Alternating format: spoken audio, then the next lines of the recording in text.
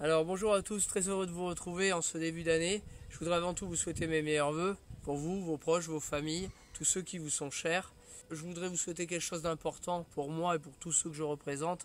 C'est vous souhaiter un heureux changement en 2020. En choisissant le maire de votre commune, vous déciderez, et c'est le seul endroit peut-être dans notre démocratie où vous aurez la possibilité de choisir un avenir sur lequel vous maîtrisez quelque chose. Moi j'ai la conviction avec l'équipe que je représente, Osons changer d'air, qu'on peut inverser la tendance. Aujourd'hui, Gujan est en train de devenir une ville dortoir. On l'a évoqué déjà à plusieurs reprises. Ça se traduit très clairement aujourd'hui. On a perdu 2 classes maternelles. On a 1700 chômeurs de longue durée. On ne trouve pas de logement, on ne trouve pas d'emploi. L'environnement est complètement dégradé, pour pas dire détruit. Très clairement, ça suffit. Moi, je fais partie d'une génération issue de la société civile, qui est une génération active, inscrite dans les réalités. Et dès mon entrée dans l'opposition au mois de juin dernier, j'ai décidé d'agir et de réagir. J'ai décidé par exemple sur le thème de l'environnement de demander au maire la mise en place du zéro pesticide. Vous avez qu'à voir, 8 mois plus tard, il n'y a toujours rien du tout. Et de toute façon, on n'entendra jamais parler.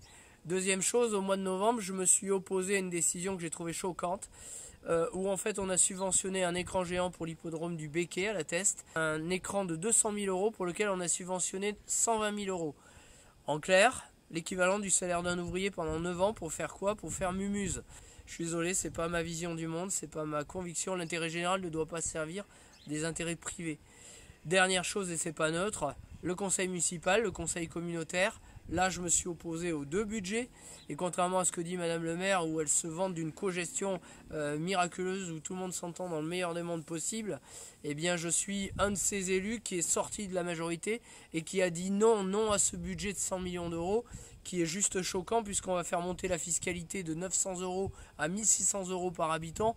Tout ça pourquoi? Pour financer des infrastructures autoroutières dont on le sait que dans 20 ans, elles seront complètement dépassées, elles sont anti-écologiques. Aujourd'hui, dans cette collectivité et dans cette majorité, il y a un problème de vision, d'anticipation, de prospective. Il faut clairement changer d'horizon. D'autres parlent de cap, mais les mêmes qui parlent de cap, malheureusement, ont été aux affaires pendant 30 ans. Moi, au moins, j'incarne une génération nouvelle, avec une vision moderne des sujets, et l'équipe que je représente avec moi. Je vous invite le 15 mars prochain à choisir le changement, à choisir la modernité, à choisir l'engagement et la vitalité pour les 12 prochaines années. Je vous remercie.